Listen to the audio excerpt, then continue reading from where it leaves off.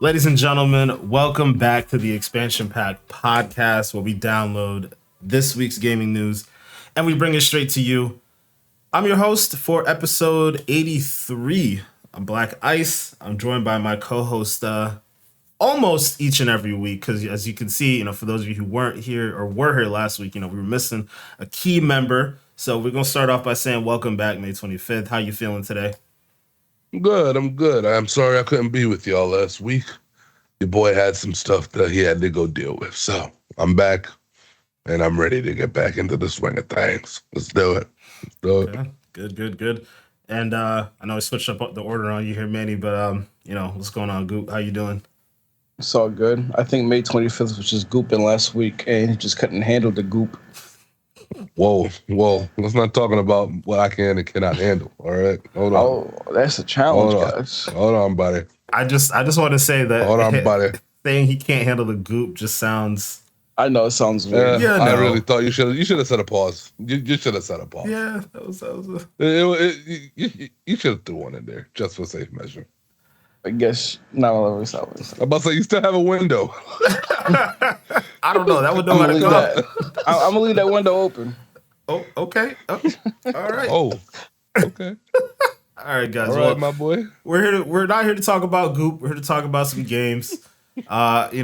Chris, you weren't here last week to talk to us about your buffer, so I did want to, give you a chance to give your answer, give your thought process around the question, and then you can hit us off with this week's one. So take it away. You guys wanted me to give my thoughts on a game that could be mobilized, was it? Mm-hmm.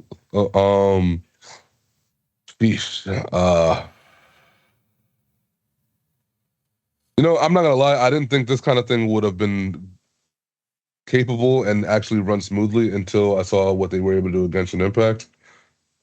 So because of that, there's a lot of different mobile games I would love to see take on the whole RPG aspect of things.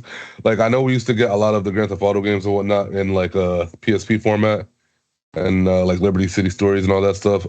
I think today you could still come up with some really, really dope ass mobile games that straight up just don't have to be on a console per se and still work.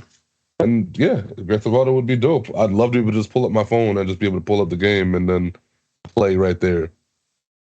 That would work. That would work for me at least. Like the current style or the old style? Both. Like, I think it'd be cool to still go back and be able to play the old school Liberty City story, the part 3, if you wanted to. And then even some of the stuff right now, like imagine if you were able to kind of jump into the online server via your cell phone. Like, that's kind of cool. You know what I mean? Like, I don't know if your phone would be able to run it good depending on what you got, but yeah, I think, that's cool as hell. I'm here for it. Or like even something like an Elder Scrolls Online. If I could play that on my phone, I would actually be way more prone to playing the game. But like, because it's got the whole, I got to sit in front of the console and actually play it that way, it doesn't get that much burn out of me. But yeah, the next person to come up with a really good RPG that can be played on the phone, I think is going to hit it out of the park. Because Genshin Impact, I really didn't think that was going to run as flawlessly as it does and be as big of a hit as it ended up being. Because the game runs really smoothly and it always kind of has, in my opinion. I never really experienced so many bugs or anything like that while I was playing. So yeah, that gave me a lot of faith. I don't think I truly believed in a lot of what mobile gaming could possibly be until that actually came out and did as well as it did. Before that, I was like, all right, games like Among Us and all that shit makes sense. But damn, they out here putting out full ass games on mobile shit now. Okay, this is what it is. Yeah, cool. So yeah, that'd be my answer. Some kind of new RPG for sure. I don't think I'd ever enjoy FPS or anything like that on mobile, but yeah, that's my answer. My long-winded ass answer. This week's buffer. What's a game that you think should be top 5? It's not, right? It's not. But what's that thing that you think is like holding it back from making the leap to top 5? Like it's got to be something. Like it has to be a game that has a loyal fan base. Like people do play the game, but it's almost like a niche type of thing. Like they only have so many fans. The fans go hard, but they only have so many. So for me, ultimately, I think my answer came down to, and we might actually be getting this in a game form at some point, either this year or next year, but I really always have to come back to DayZ because the game literally is like almost perfect. Like almost perfect. But the parts that are rough about the game are really rough. You know what I'm saying? Like the graphics, rough. The even the gameplay, how things are, nothing in the game is smooth, in my opinion. Like not one thing in DayZ is what I would call smooth. It just feels like no matter what, it always feels like it needs to cook a little bit longer in the pot. But it's got so many good fundamentals. So I keep thinking that new game coming out, what's it called? The day after, the day before. There you go. I think that might do it. I hope it does because it seems like it has everything that DayZ had and then some. So I'm just praying that they don't drop the ball on that. But that game to me, or even like a Rust, another one of those survival-esque kind of games. Rust has some massive fans, bro. Like massive. But something is stopping it from actually getting to where it needs to be. And I would argue Rust has a little bit better graphics and all that stuff than DayZ does, but it's still like missing that thing. I don't know what it is, but damn, good games. A lot of people play them, but I can't call it top 5. There's no way I could say this top 5. Not even close. Like I would argue, and this is sad to say, but Fallout 76 is in that same wheelhouse of survival RPG game, and it being in Game Pass and it just having a little bit more of a brand recognition, it's like it's still ahead of them, in my opinion. And it shouldn't be that way because it's not as good as the other two games. But it's the world we live in right now. But yeah, that's my answer. DayZ's in Game Pass. It is, but I'm talking about Fallout 76 also being in Game Pass. No, I know what you mean. I mean, personally, I think DayZ is a bigger game just on PC. I don't think DayZ has that. Yeah, I didn't really consider PC like that. I think the PC market is definitely like where it's at, but it is hard to find that on console, but it is on Game Pass, so at least that's a plus. But yeah, but it's definitely like a different ballgame entirely. Like I think DayZ creeps to that's a stretch. I was gonna say it creeps towards like closer to Minecraft territory than. Actually, no, I'm confident saying that it's closer to Minecraft territory than Fallout 76 is on PC. It's still very far from Minecraft, but like that those types of communities that Minecraft has exist for DayZ on PC. Whereas I don't think there are that many communities for Fallout 76. Maybe I'm skewed on it. Maybe I don't. Maybe just because I don't dabble in it, I don't know. But I don't think Fallout 76 has that level of community that, like, a DayZ has on PC specifically. So yeah, I agree. Like I know we got a couple friends that love it, but yeah. But even still, like I do think I think if you're looking at the two communities, I think on PC DayZ is probably stronger, and I think on consoles Fallout 76 is likely much stronger. So yeah, definitely. All right. Well, Manny, what's yours? I had a couple answers. So I'm gonna just say both games, just because for basically the same reason. Well, some more extreme, some less extreme, but I just feel like games that should be top 5 right now that isn't, which is a shame, is Halo and Battlefield 2042. Okay. Those games have potential. I mean, even from like the trailers last year, we were so hyped talking about the game. Like, can't wait to get our hands on it. And especially Battlefield 2042, how that game flopped so bad with the lack of content, the amount of bugs there was, and even surprisingly, some points of the game felt dead. In my opinion, like the maps were. I was just about to ask that.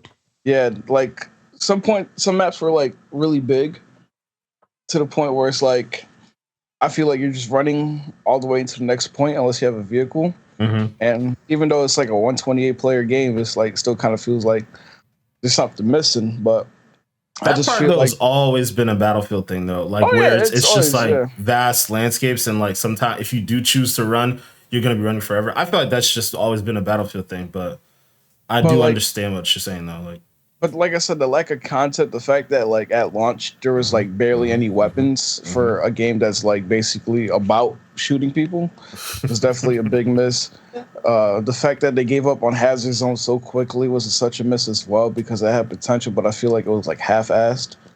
And the fact that season one didn't come until basically June, and even so, like I feel like the nail in the coffin's already there. People already dislike the game, and I understand they're trying their best to like revive the game, but I just kind of feel like it's just like too late. Same thing with Halo. Like the Halo was great launch, but like I feel like minimal content. Barely any game modes, like little maps, and no Forge in launch, and you know how big Forge is. And like season one didn't come into like May, so yeah, same. I won't say it's exactly the same though. The one thing I'll disagree with you on is I don't think it's too late for Halo. I was gonna say that too. And on top of that, Halo was good when it came out. Battlefield wasn't. So I think those are the two differences. I think it's just a matter of like we need more, And you mentioned it too, like, Forge is big. I think that's the thing that could really change the landscape of the game. Like I think if Forge comes out and then people are able to make all their different maps and make all these crazy different modes, like that could breathe new life into the game.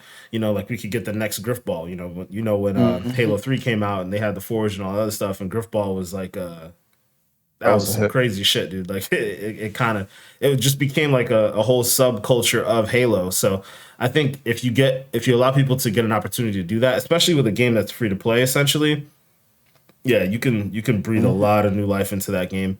And then if this rumored battle royale thing that's kind of floating in the ether, if that pops, then that immediately changes the landscape. Battlefield though, yeah, that shit's dead.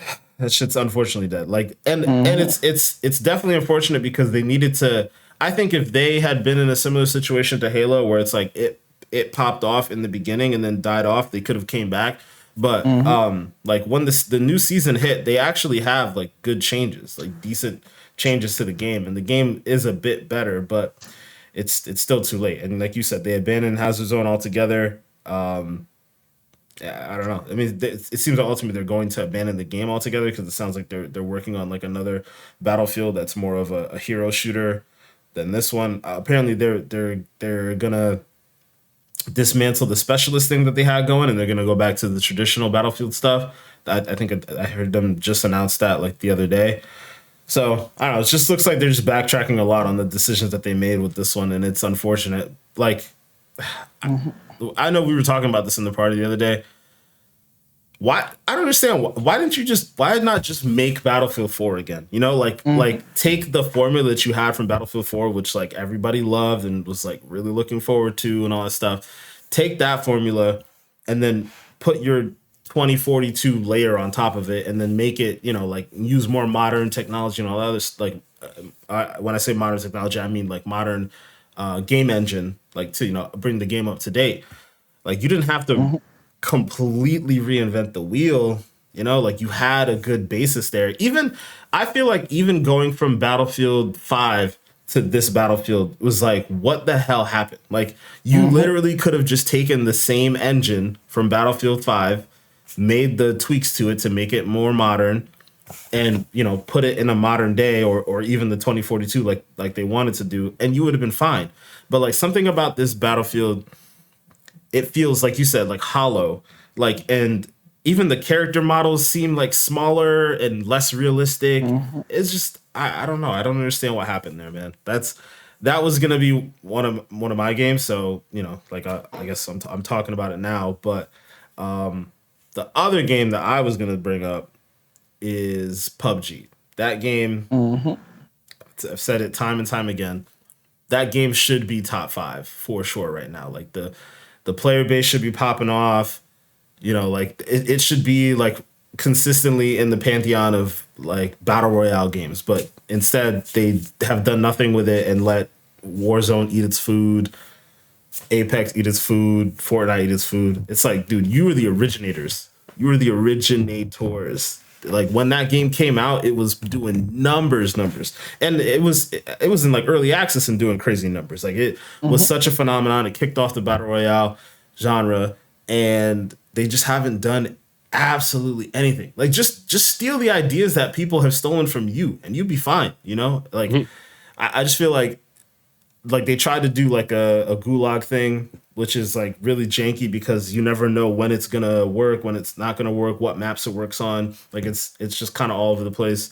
And then the game engine is just shit. Like it's not optimized well, so it doesn't run well. Even this update that they just pushed out for the Series S and X, it's like, all right, now it looks like it should have looked, or like plays like it should have played when it first came out. Like back whenever. And then even playing it on PC, it's still not optimized well. So I don't know, man. I don't understand what they're doing over there. I don't understand why they're not really like focusing on trying to make that game something more than it is. Like they're putting out content, which is the weird thing, right? They just dropped a new map called Destan. Like I think they're on their like 18.2 title update or something like that. They're still pushing out content for it. So why not just maybe take a step back for a year or something, or maybe a couple months, whatever it is you have to do. Just like push out a new game engine and just fucking kill that shit. Like that shit really bothers me. If they could fix the game, make it more optimized for every system, and then get the game engine up to par on every system, and then enable crossplay, it's a wrap. It's a wrap. If you could. Like for example, Krafton, I think, is the name of the publisher that publishes PUBG now, right? I think they like changed up the name and whatnot. And Krafton's also, if I remember correctly, the name of the publisher that's working on the Callisto Protocol. Do you see the fucking graphics on Callisto Protocol? Go fucking talk to Striking Distance, the people who are making that game. Go talk to them and be like, hey, yo, let's license out your engine and put that shit in PUBG. Bro, do you like imagine if PUBG looked even like 60% as good as fucking Callisto Protocol? We having a very different conversation about the state of battle royales at that point. Like, god damn, man, I don't get it. I don't understand it. Even if you just took the free shit that's out, well, not I guess it wouldn't be free for them, but like the middleware engines that are out there, like Unreal was really the most popular one. Just take Unreal Engine and just fucking put that in your game and reap the benefits of that alone. But I don't know what these dudes are doing. PUBG, please, man, they just got lazy, fix your shit. Like, don't y'all like money? Don't you like money? I always ask myself that question. Y'all don't like money? God, I like money. Why y'all don't like money? I feel like they made their money and now they're like, lazy. It's just the sad truth. But that's the thing. I don't think they're lazy. I think there's some sort of disconnect there. Because you're not gonna tell me you put out what? How many maps are in the game now? 6, 7? I feel like maybe 6, 7. Like, if you look around at the landscape of other battle royales, they don't have multiple maps. Right? Like Apex is one map at a time. Fortnite, one map at a time. Warzone, one map at a time. Literally every single one of these battle royales, they're just like, all right, bet we got this one map. We're cool. This is like one of the only battle royale games that has a multitude of maps to choose from. Each map has its own feel, different things going on. Like they took time and effort to do what they did with that Destan map.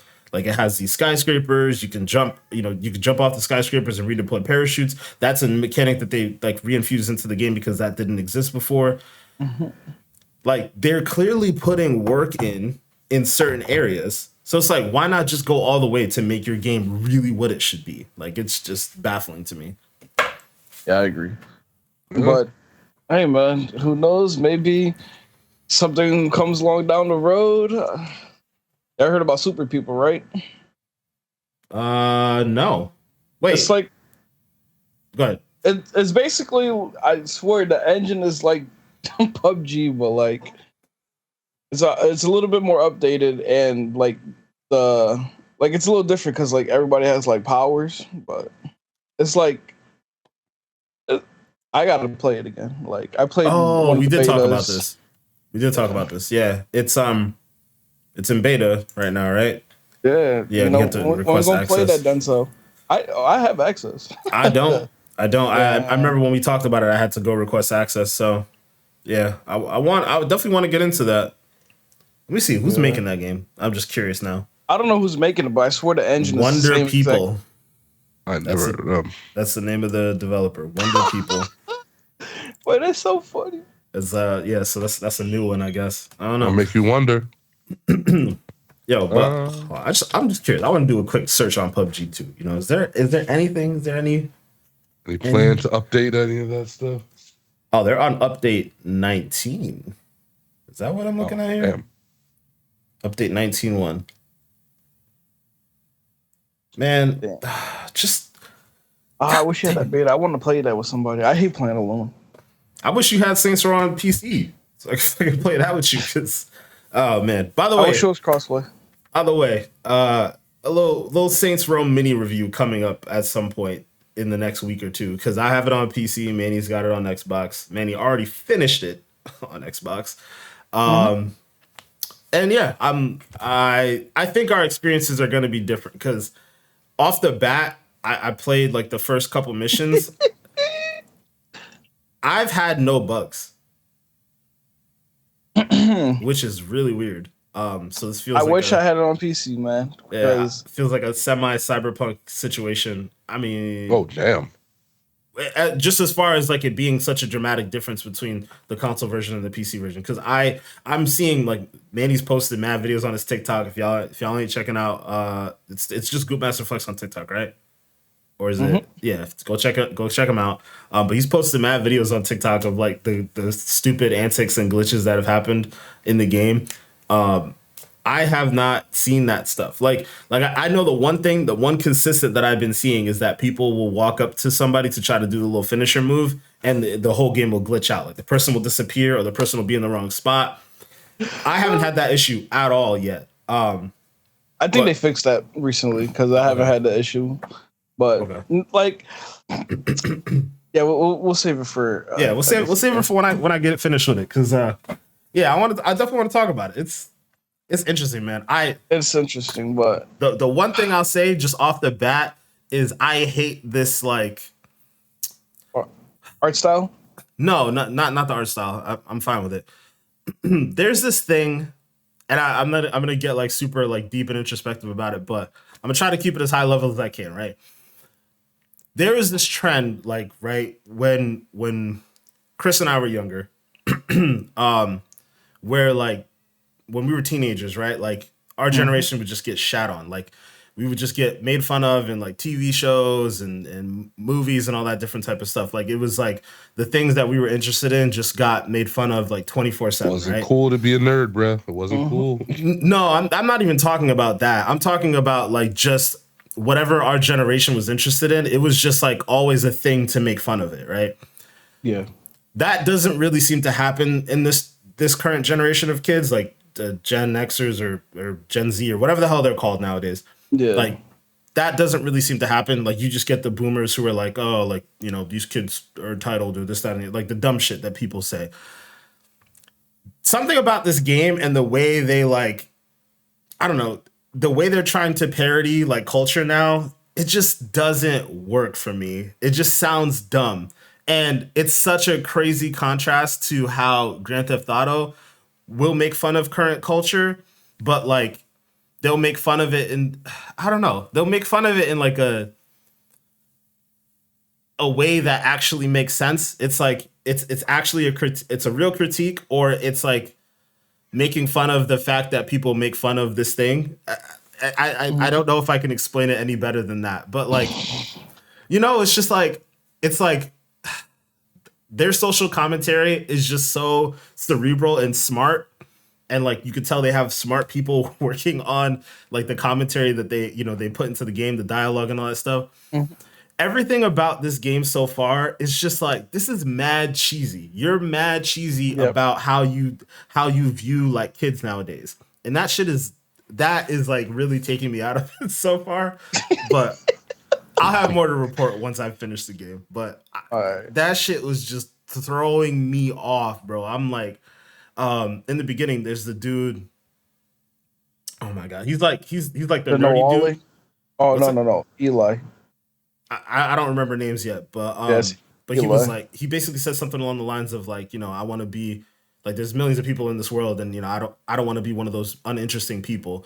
And like you could tell like this is like a stereotype or an archetype that they're like specifically using and making fun of. And like the way they do it is just bad. It's just bad. It's just, there's no other way to put it. It's just stupid, doesn't Yeah. make any sense. But whatever. Either way, Saints Row, we'll talk about it some more later. Yeah. But yeah, let's get into more of the games that have been news, I guess, really, that's been going on this week. Last episode, Manny and I, we talked about Gamescom and the opening night live stuff. Chris, obviously you weren't here. I wanted to just kind of take some time to talk a little bit more about like some of the games that got announced. I honestly, I think as far as opening night live, I think that was the core of announcements because Mhm. Gamescom kind of continued through the rest of the week. I think it's ending today. I don't think I really recall seeing too many big announcements outside of the stuff that was in opening night live. So I guess it's really just getting at being like a slight recap about that. But Chris, I did want to get your take. Was there anything in particular that you saw at the opening night live, or any little things that you saw that got announced that you really wanted to touch on and talk about? I had to really think about this one because there was a couple of cool things here and there, but nothing really like, oh my god, I can't believe this is this. I gotta come talk about it. I didn't get that feeling about anything. Uh, yeah, no, I ain't gonna hold you. I really didn't get too much of that. It kind of was like more of what we were talking about before, where we were like, yo, this is an okay year, but I kind of think like next year we're gonna be looking back and saying this was a wash. Hmm. Just because, again, some things looked cool, but nothing that I'm jumping out of my seat to go try to play right this very instant or nothing like that. I didn't get hit in the head with nothing like that. I guess in my head now, because I've seen so many of these presentations and I've been waiting so much for certain particular games to give us anything, Mhm. that it's just like, dude, I see that some of these other guys are working on shit, but I really am just ready for some news on the games that I care about.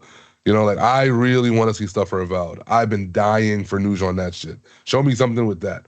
Until we get some of that stuff, I don't know if I necessarily care about some of these other ones that are coming out too much. Or I shouldn't even say not, I don't care, but it doesn't move the needle for me either way, Mhm. type of shit. You know what I'm saying? Or like I would love to see more stuff about Hellblade. Hell, I even want to know, are we even getting a pushback? Can you at least pull that band-aid off for me from now instead of waiting until release date and then doing it? Just say it. Just God. For what? For Hellblade? There's no release date. So what do you push? Yeah, How do you there, push back a release date that doesn't Oh, I thought exist? that it was tentatively released or about to be released for the fall or the winter. It wasn't that a thing. nope. Oh, my No. bad. Never mind. Yeah. Never mind. I think that's exactly why they're not talking about release dates because they don't want to have to do that again. They don't have to say, "Hey, we're going to push this back again." So yeah, I think Microsoft's very specifically vague about a lot of shit. And I mean, honestly, Microsoft didn't really have a big presence at this show. Like they had a live stream and they really just used it to show off like the third party games that got announced at opening night live. Really, the ones that are going to be attached to Game Pass. But I think Microsoft was very strategic about not showing off like the first party stuff. They Yeah. basically just retained the same messaging that they had at E3. It was like this is the stuff that's going to be for the next 12 months, and this is what we Mhm. have. But I want to just reiterate though, from last week we were talking about this.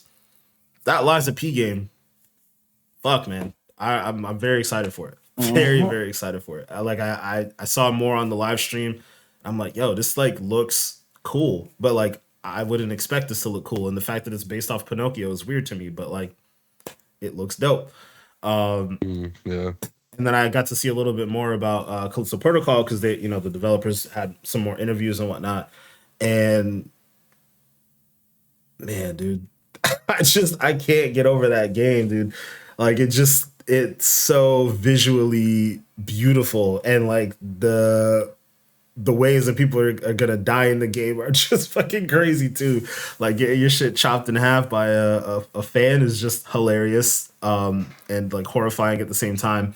And then like there are those meat grinders that are in the world that you could use to like pick up enemies and toss them into. I Mhm. fucking love that shit. And There was like an IGN interview that I was watching. It was basically kind of just like a recap of the same little demo that we saw at Opening Night Live. But like, I just love the idea that, like you basically pick up one enemy and use them as like a meat shield, like to protect yourself from another one, and then just shoot them shoot the enemy at the other enemy. I don't know. This shit's just cool, man. I love everything about that game that I'm seeing so far. I cannot wait for December for that. That is like, I mean, really, there's not that much to look forward to in this year. But even if there were other bigger games, like even if Starfield dropped this year, I still think Callisto Protocol would be that game for me. Just because it really speaks to the type of shit that I like, and y'all know I like horror games, like, which I still think is weird because I don't consider myself a horror guy, but it is what it is. But yeah, I think the other thing that I'm also excited for is Dead Island 2. I almost said Dying Light. Dead Island 2, to recap on that one, like, obviously we know the roller coaster ride that game's gone through developmentally. I think it was supposed to drop, what was it, like 5 years ago? Maybe more than that? Like that, yeah. Yeah. And then it just kind of went into hiatus, got tossed around a bunch of different studios. So it's not Deep Silver making this one, Manny. I don't know if you if you caught that. So I don't know. I'm very curious about this. I love the idea of it being in LA, or Helle as they call it. And I really just want to see more about the co-op aspect of it. If they're really gonna go in and do the Forza Horizon style, like, social stuff like you and I were talking about last week, Manny. I just want to know more about the game. That's really what it boils down to at the end of the day. But Manny, anything else that you saw after Opening Night Live that piqued your interest?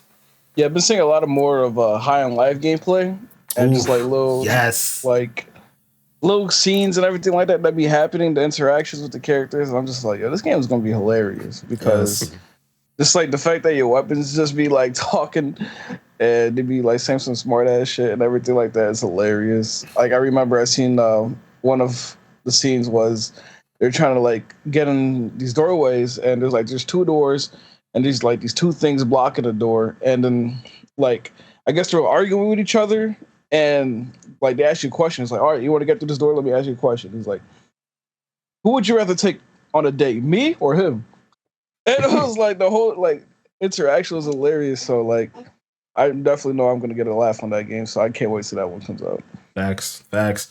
Yo, all you had to tell me, like, before you even dropped the trailer for this game, is all you had to tell me was the dude who makes Rick and Morty is making a shooter where your guns talk to you, and I'm like, all right, sign me up.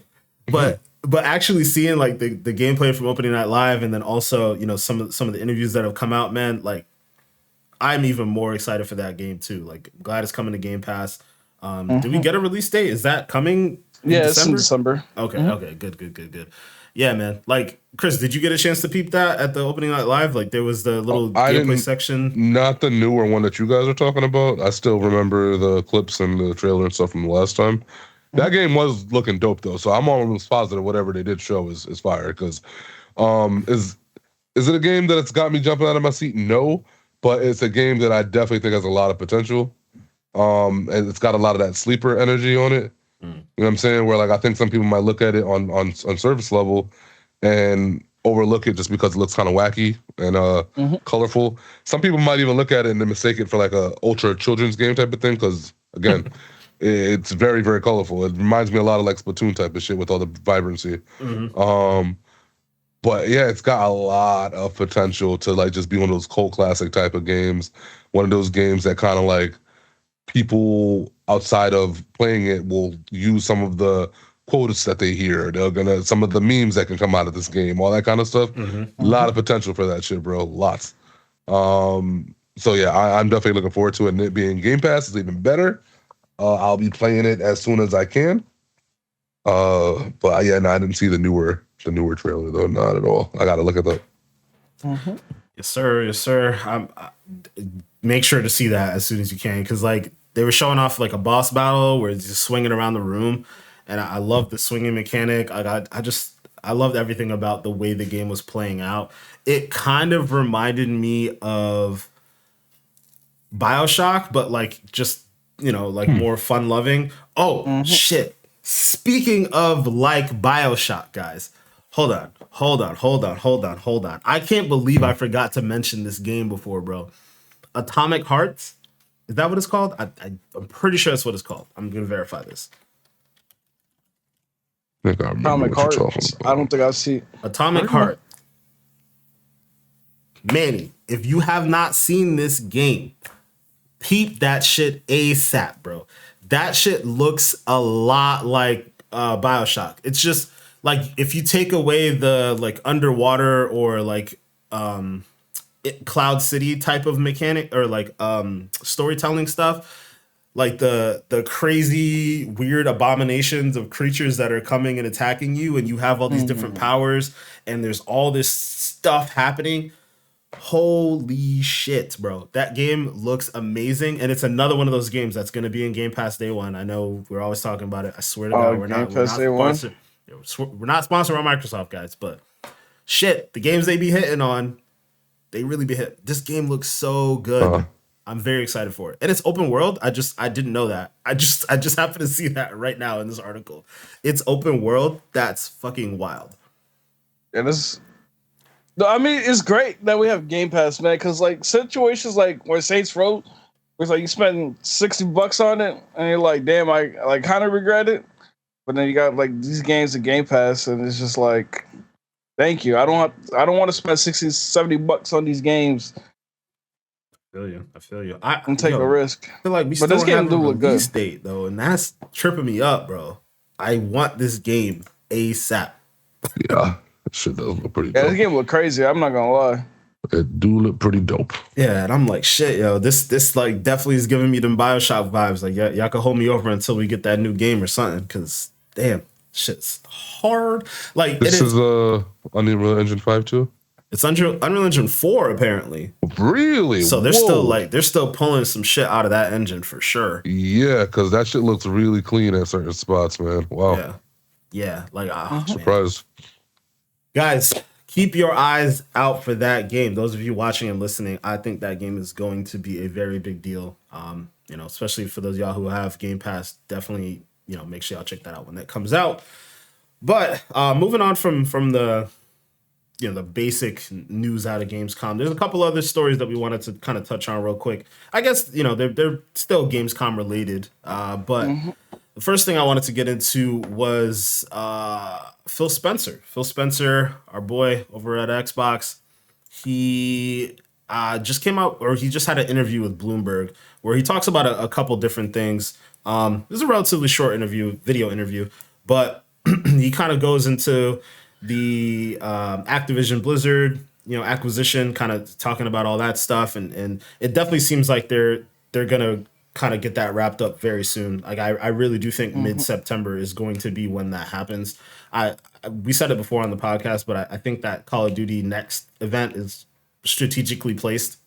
I think they might touch on some stuff around Xbox there, but we'll see. But Spencer said, everything's going pretty smoothly. He talked about the Brazilian Video Game Commission. Like, he said everything seems to be going as best as it possibly can. So I'm excited to hear that stuff. But he does also go into a little bit about, I guess, what it means to own Activision Blizzard.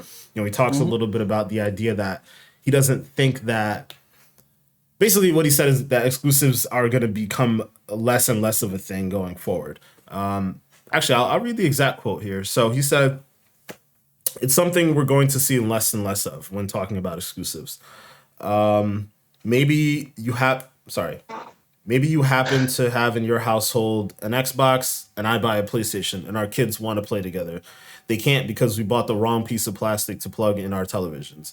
We really love being able to bring more players in, reducing friction, making people feel safe, secure when they're playing, allowing them to play with their friends regardless of what device. I think in the long run, it's good for this industry. And maybe in the short run, there are some people in some companies that don't love it, i.e. Sony, and I guess maybe even Nintendo at some level. But I think as we get over the hump, we'll see this industry can continue to grow, and it proves out to be true. He then goes on to kind of say, like, he believes that, all the companies like Nintendo, Sony, Microsoft, that they all have the same end goal at the end of the day. Like they all have the same mission.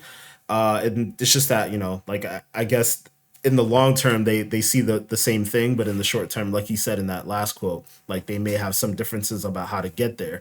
And I largely I think it is true, right? Like if you look at PlayStation's strategy, like years ago, people were talking shit about Microsoft for releasing games day and date on PC. And it seems like PlayStation might be heading towards that place. They're pushing out more and more and more PC ports of their exclusives. Like we just had the Spider-Man game drop on PC. And it's something that gets talked about pretty often. So it's pretty clear that Sony at least sees the writing on the wall around a lot of different things. And even though they may be resistant to it, like we talked about a couple episodes ago, in regards to trying to push back on the acquisition merger because they don't want to compete with Game Pass and things like that.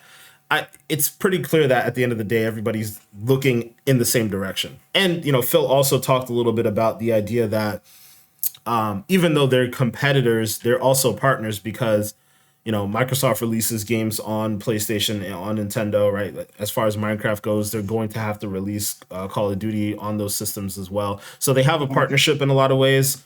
And, in some ways they just don't see eye to eye. But I thought that the interview was interesting and, at least worth a conversation for sure.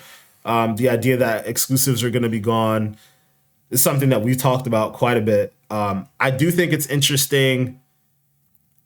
I'll have to see if I can find the exact quote, and I'm surprised it isn't in one of these articles that I have up here. Like I'm looking at an article from Game Informer right now, but I believe in the interview he said something specifically along the lines of like it's not financially viable, or it doesn't make the best financial sense for us to keep Call of Duty off of PlayStation and so on and so forth, because the volume of users is so high, and you'd be losing that money. And, again, it's something that we've all talked about, but, I just wanted to bring up the discussion again. So, Manny, I'm going to start with you on this one. What do you think about Phil's comments? It's really, some of it's just reiterating some of the things we talked about, but I still think it's a good discussion to have. Mm-hmm. Yeah, I totally agree.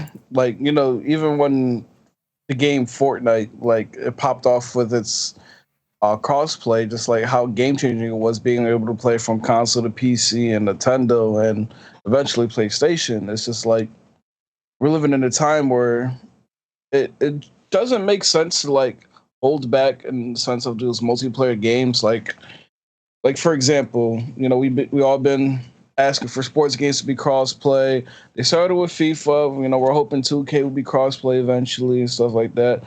I just feel like games like that should be crossplay too. But I also don't think it makes sense to have big games like Call of Duty be console exclusive, like Phil said. Like the player bases on PlayStation is massive, so to lose that source of revenue essentially doesn't make sense. And the fact that even gaming nowadays, like they're trying to incorporate PC a lot more now, especially since Game Pass platform is on PC and PlayStation's throwing their exclusives there now. So I think we're definitely seeing the fact that PC is benefiting a lot from Xbox and PlayStation more and more lately. Let's just hope that, more exclusives can be more friendly to like other platforms. I mean, we even seen a PlayStation exclusive and Death Stranding be in the Game Pass platform, so it's there, it's possible, but I doubt that those single player driven games that Sony has will ever not be exclusive to PlayStation and PC. But you'll never see those in the Xbox platform, I'll say. You think so? Yeah, I don't think PlayStation will ever give up those games. Like I wouldn't be surprised if Microsoft, one day maybe just like, PlayStation, here's Halo, what I'm saying? Like I wouldn't be surprised if one day they do that. Just to have that. But so here's the thought. And I was thinking about this when he was talking in this interview, because I did watch the full thing. The one PlayStation exclusive that I could see on Xbox is Spider-Man. That would make sense. Yeah, and I think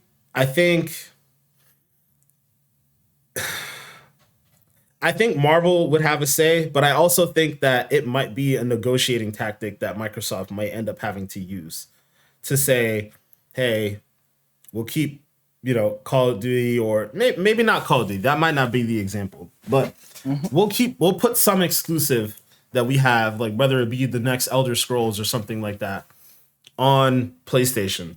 But, let's work something out so that we can get these Marvel properties on Xbox as well. And I think that especially if this Bungie thing pops off the way it probably should, if they invest the money that they need to invest in Bungie, and whether it's the next game that Bungie comes out with, or maybe if it's Lightfall, they start seeing the numbers and seeing how the player bases that they have on other systems and whatnot. Maybe there might be a situation where they're like, we can make a lot of money having a game like Spider-Man on Xbox, and you can keep the Last of Us, you can keep Uncharted, you can keep, all those other games that I think we generally associate directly with PlayStation as a brand, and, make yourself some money by putting Spider-Man on there. Like, it's such a universal character, a universal brand as far as Marvel goes. Like, I wouldn't be surprised if we get a Spider-Man on Xbox, is basically what I'm getting at. So, could be very wrong. Could also be a very controversial topic, but I think PlayStation fans would lose their fucking mind if that happened. You know how they are, crying with shit like that, especially considering they were upset that the Spider-Man went to PC, which is dumb. Yeah, I don't know. Chris, what do you think, man? I do agree with him in the idea that we are, I think, shifting more towards most games being on most platforms. I do also feel as though I don't want to see completely every game available on every system, because to me that makes things boring. Strictly just from a boring standpoint, and also from a competitive standpoint. I like every single year hearing what's new on each side and seeing who one-ups each other. To me, that's good not only for business stuff, but just as a fan, Like, I'm very, very much, I don't know, what example can I give you? All right. When PlayStation said, we're going to be doing the adaptive triggers on our controller, I said, oh shit, that's a cool feature. Huh. I can't wait to see when Microsoft makes their controller that finally has adaptive triggers, and so on and so forth. And there's a bunch of other examples I could think of like that, but they push each other to be innovative when it comes to different things. And granted, I just gave you an example, I guess, with the actual hardware, not the games themselves, but it still applies. When you have a certain game, it's going to push the other side to try to see if they can come up with something either similar to it or somewhere in the ballpark. I mean, hell, they haven't really come up with a Game Pass competitor, but they did come up with something where on paper you can kind of say, well, they got this too. You know what I mean? Like, there's always some kind of reaction on the other side to the other side's success. I still think that would exist regardless of, because really, if you think about it, like, all right, so let's say The Last of Us, obviously still exists and it's on PlayStation, right? And then for whatever reason, it gets released on Xbox. Sony still makes a ton of money off of that game, right? Like, that's the majority of the revenue goes to Sony. Xbox will make a small cut of it with it being on Xbox, but the majority of the money goes to Sony. That level of competition would still exist, in like, damn, they made this game, they're getting all this acclaim, da da da da. Well, we need to make a game like that too. Like, I get what you're saying. Like, it's still like, it's on our platform, so like that's good. Players have the ability to play it, but that level of competition around like studios, I still think that exists, because if you look at third-party studios, that definitely exists, right? Like, Call of Duty versus Battlefield type of thing. That level of competition is going to exist regardless, because at the end of the day, we're talking about like revenue, like. So gotta make the money. Yeah, no, for sure. I don't know. I hope that doesn't die out. I don't want to see a world where everything is on everything. That's like, even though I'm not the biggest Apple fan in the world, I'm happy that Apple exists. You know what I'm saying? Like, I don't want them to not exist. I'm not going to sit here and act like they don't have really great products. They do. It's not for me, but they have to be here, because if they didn't exist, I don't think Google and all these other places would be doing what they're doing. So I don't know. I love I love the idea that some stuff stays where it's supposed to be, like a homegrown type of situation. And I just think like the only games I really care about being cross-platform are my games where I could play with more people or multiplayer experiences. My story games or whatever, or you don't gotta make that a not third party, but across all platforms. Like I don't need Last of Us on everything. I don't need Hellblade on everything. I don't need God of War on everything. And in the same breath, I don't need, I don't know, trying to think of another Microsoft story-based game. Sunset Overdrive. There you go. I don't need Sunset Overdrive on anything. Microsoft, I'm gonna need y'all to come out with a couple more story games. But still, y'all get what I'm trying to say. Like, I don't need everything on everything. It doesn't need to be like that for me. But we are definitely heading towards a space where more things will be more accessible than they were before, for sure. Yeah. Well, I think just to touch on one of the things you said, I think philosophically Microsoft makes more, like, even if they make a single, like a story-based game, it's still going to be co-op. So the co-op thing is one of those things that kind of lends itself to the cross-platform stuff. That's part of why I think the Spider-Man thing might exist, because there's a lot of rumors that say that Spider-Man 2 will be co-op because they got Miles and Peter in the game. But yeah, I actually think that that's exactly how things are going to be. I think it's going to just be more social games, whether that's co-op or just like multiplayer, PvP type of stuff. I think those will be the ones that will become more multi-platform or cross-platform. And I do think, Sony will probably keep their Last of Us. Well, that's the other thing too, right? Like, I think it's possible that Last of Us game, that multiplayer one, if it comes out in the next 2 years, like if it comes out 2 years from now, I think there's a high possibility that could be a multi-platform game, even if it's not necessarily including Xbox, but it releases day and date on PC and PlayStation 5. I can see that becoming a thing. Like I think it's like the single player stuff can stay on PlayStation, and literally exactly as you said it, and any of the multiplayer stuff, whether it's Microsoft making it or Sony making it, will end up being, multi-platform with crossplay and all that jazz. So would be cool to see. I'm hoping that that's the case, and that, like you said, we keep certain things internally to just kind of spark, like you said, spark some of that competition, even though there still will be competition regardless. Yeah. But yeah, I guess the last story I wanted to get into as well, just as we're talking about PlayStation and how they handle certain things, we got a PlayStation price hike this past week. Very weird.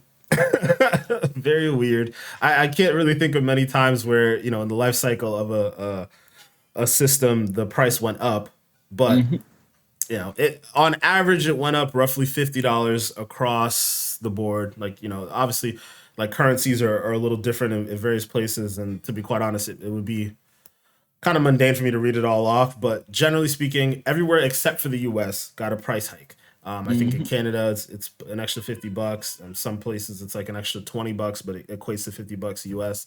I don't know. I don't know what to think about this, man. Other than that, it's just dumb and weird. But I will say, before we get into reactions on it, the one of the first things that everybody did was they reached out to Microsoft because obviously.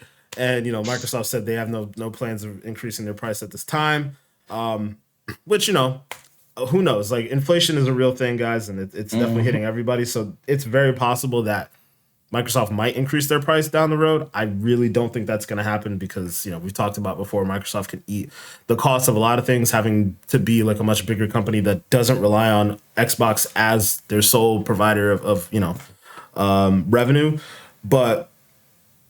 Yeah, this shit is weird, and it never comes across good coming from PlayStation in particular, because they have this reputation for being a bit greedy. Like they've been pretty consistent about raising the prices of their games. They're releasing The Last of Us Part 1, which is basically a remaster, at $70 flat. Like everywhere across the board that you look at PlayStation as a whole, they tend to cost you more money and not necessarily give you more value with that your dollar. So. Yeah, it's just not a good look. It's not a good look, but we'll go around the room with that one as well. Manny, I'll let you start off on this one here. What you thinking, man? Yeah, I think it's pretty ironic that this comes out after shortly after PlayStation gets sued for $5.9 billion for essentially ripping off their UK customers because of their I guess you could say unfair pricing on the PlayStation Store, ripping people off and all that kind of thing. So, is it a coincidence? Maybe, but I think it's just a weird time we're living in, because we would think that right now, we would be good with like chip shortages and everything like that. We would think that PlayStations would be flying off the shelves, and same thing with Xbox, because even GPUs right now are like pretty easy to find, I would say. And the fact that like these consoles are still like having struggles with their chip shortage and everything like that is crazy. But I just don't buy the fact that they're doing it because of inflations or anything like that. I just kind of feel like this is one of those things where like it's just too close to each other that you get sued, and then not even a week later you're just like, all right, we're raising our prices $50 each, except for like in the US. But like in the country we're getting sued from, you're $50 increase in other places. So like I don't know, I just don't think that it's like. You don't think it's a coincidence, basically? I don't think it's a coincidence. I just think it's like, I feel like they did that just because to cover the cost of that $5.9 billion lawsuit. They know PlayStation is going to fly off the shelves, especially in other countries where Microsoft is not even like a big thing, like the UK and Asia and all that kind of stuff. And like I said, it's just the timing on it is just like, is this perfect timing, I guess you could say, I think that's interesting. I mean, I don't know if they would make a decision like that within a week, but it's definitely possible. It's not out of the realm of possibility for Sony to do something like that. Damn, I don't know, man. That's weird. Like $5.9 billion. That's almost as much as they bought Destiny for Bungie. But I will say this though, right? Like they're also making they just announced that they made record profits, right? So for you to be making record profits and then turn around and like increase the price of a system, I mean, I also understand that inflation is a real thing though, right? Like, and it also affects them as far as like them buying the components to build the PlayStation. So it could be that it actually costs a little bit more money to make a PlayStation, but at the same time, when the PlayStation first came out, they were selling it at a profit. They weren't selling it at cost and losing money. They were making a profit off of it. So I don't know, man. I don't know. I just know it feels weird. I don't like it. But Chris, I want to get your take on this. I know we're a little short on time here, so I want to get your. I'm not gonna lie, and trust me, I completely understand the whole inflation thing. What you're saying is valid. It definitely is affecting everything, like literally everything, gas, food, whatever you can think of, it's affecting it. At the same time, I don't know how else you kind of like tackle it without thinking that you get a kind of a little bit of a bad taste in your mouth from it. 'Cause I don't know, it just doesn't look good in my opinion. Yeah. And granted, we see price hikes on things all the time, but for whatever reason, this one feels bad. And it also, to me, highlights very much some forward thinking here from Microsoft in a sense, because this is probably one of the reasons why the 1S exists. You know what I'm saying? Because it's a cheaper thing to make. That's why it was still available when the shit first came out, because it was made for that purpose. It was made for the folks who don't have all the high spec shit and who didn't want to spend all the same amount of money as somebody who wanted to buy this shit. And now, you don't hear a situation where the Series X is going to go up ever. I don't think it's going to happen, because all they're going to do is say, well, if you can't afford this, then go buy the smaller one. Literally. Like that's all you really kind of have to do. Whereas PlayStation, in my opinion, I think they would have been better off trying to come up with like another kind of a console that's a little bit less than, and in my head, I'm like, they always come out with a slim model at some point. They always do one of those things. Maybe they should have tried to advert that into their lesser than console instead of probably going to come out with a pro version, I would assume, at some point. I don't know if the pro version is necessary. this version has all the bells and whistles. You don't need a pro version of this. You need a lesser than version of this. Well, I think, so 2 years. In 2 years, right? 2 years, I think, would be when that might happen. You could, yeah, you could. But I mean, like, if you have to choose between the two type of thing, because I'm assuming costs and resources and all that stuff is an issue, and that's the reason why they're even raising the prices to begin with. If you're in that position, I don't know, man, and maybe I'm not the most business acumen person, but I think I would opt to start focusing on a lesser than console rather than a pro version. But that's just me. Yeah.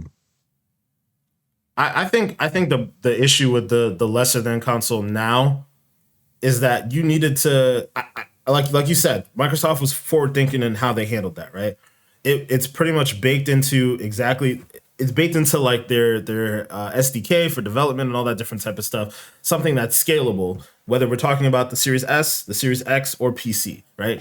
I think that PlayStation needed to do that in the beginning. I don't think it works for them now to make that like lesser than system and so on and so forth. Like I think the only thing they could do is redesign the system, whether that's making it a slim version or whatever, and then try to, cut costs on that slim version as far as build quality goes.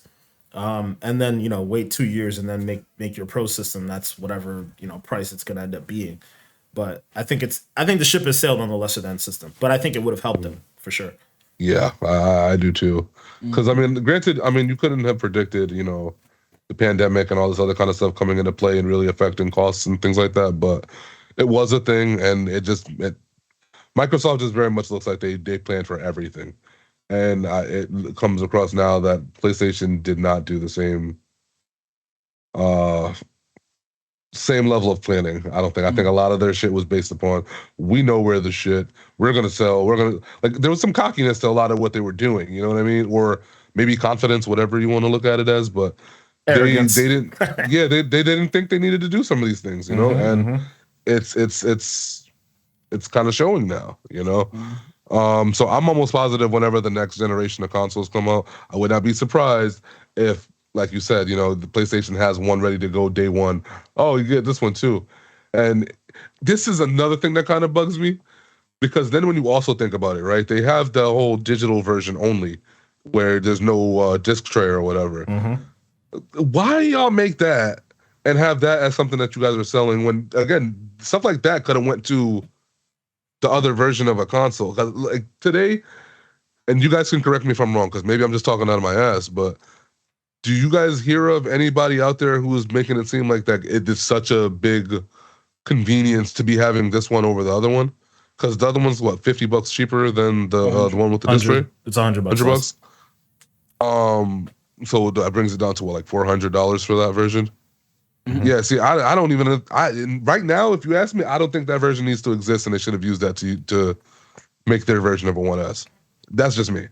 Yeah, but again, it's not just as simple as like, I don't know. I mean, I'm sure Sony could have maybe engineered it, but I think the way the Xbox is engineered is like, it's just very future proofed, right? Like there's, like a lot of the RDNA 2 stuff that PlayStation supposedly doesn't have. Like they really partner very closely with AMD.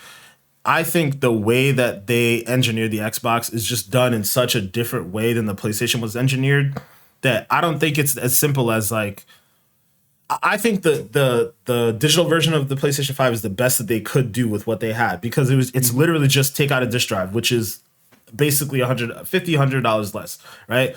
So like that's the best that you can do with that situation. But to make your own version of like the Series S for PlayStation takes a fundamental like shift in like, okay, I need this game to be scalable. Like the Series S games and the Series X games play very differently from each other. Like for example, Saints Row being a great example. Saints Row on the Series S, there's only one way to play. 1080p, I think it's 60 frames or whatever. You're not getting any of the ray tracing, you're not getting any of that shit. When you look at the Series X, you have a ton of options on that version, right? You can play 1440p, 4K, 60 frames, like there's like I think 4 to 5 different options for what you can mess around with. As far as 6. Okay, from the graphical settings. So like that shows you, right? Like that's a lot. So like again, that's like a fundamental shift in how you're creating a console. And I just don't think I don't basically what I'm getting at is I don't think it's as simple as the hardware. I think you have to boil it down to the software and the tools and all those different things. And I don't know if Sony wanted to put the effort in, was able to put the effort in to do all those different types of things, especially when they're like winning, right? Like you don't. That's one of those things you're not looking at when you're winning. Yeah, right? you're not. Yeah. Yeah. Like Sony's always been a one box system, and it's just like, all right, you're getting the PlayStation 5, and then like, okay, eventually we're gonna give you the PlayStation Slim, and then eventually we're gonna give you the Pro. Like that, and the Pro was even a new idea for them, right? They never really had done anything like that before. It's pretty much just the system, and then eventually the slim version of the system. So I think it just becomes a lot more complicated than just hardware this time around. And I think the best way that they could have solved the hardware problem is to just rip out a disk drive and say, here, $100. Especially considering there's tons of people who are really buying. I wish I had ended up just getting the digital version, but it was what it was. Like I got what I could get my hands on, but like I'm only playing digital games, right? Same thing with my Series X. I'm only playing digital games, so it makes sense for them to made what they made when they made it at that time.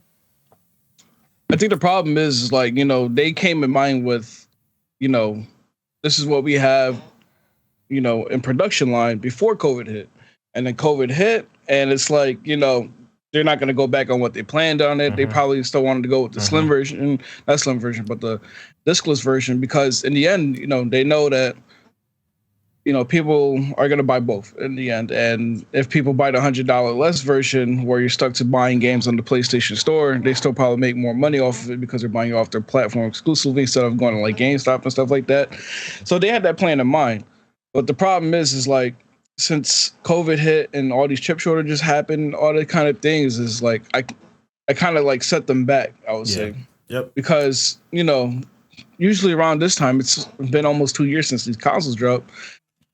You would usually be seeing all these consoles in the store shelves, and that's it. Like everybody got a console, we're all good. But yeah, I just feel like COVID probably ruined their plans, and that's why they're consoles is probably selling more now because it's hard to make consoles and all that kind of things. Yeah, you're 1,000% right on that, man. This is just the last thing I'll say before we go is I think at the end of the day, COVID just like you said threw a wrench in all these different types of things. When Microsoft and Sony are building out these next generation systems, they're building it like 4 years in advance. There's no way that they could have foresaw COVID, and then even within COVID, the supply chain restraints or constraints and like the chip shortage and all that different type of stuff. So that definitely plays another role in it. I think Microsoft basically kind of got lucky in the fact that they were an underdog and they needed to find a way to differentiate themselves as the underdog. So they made the S. And boom, like things happen the way they happen. But yeah, I mean, it's definitely an interesting topic as always with Sony and how different their business practices are in contrast to Microsoft. But we'll see what else they have going on down the pipeline. I'm still keeping my fingers crossed for this PlayStation showcase. Maybe there's something in there that might justify this big price hike. I know we just got the announcement on that Elite controller. We'll talk about that more at another time. Probably when that releases. I'm sure Manny will be able to show that off for us. Sadly. I hate it. Oh man. All right, guys. But yeah, we're running a little long on time here. I know we all gotta go. So again, thank you guys for watching and listening. Check us out on all our social media platforms. If you're watching us, each of us have our own social media down below. Make sure to check out the podcast on Twitter at XPackPod. On Instagram at XPackPod, and then also on TikTok at Expansion Pack Podcast with an X. Guys, we will check you guys out next week. Thank you again. Peace. Yeah.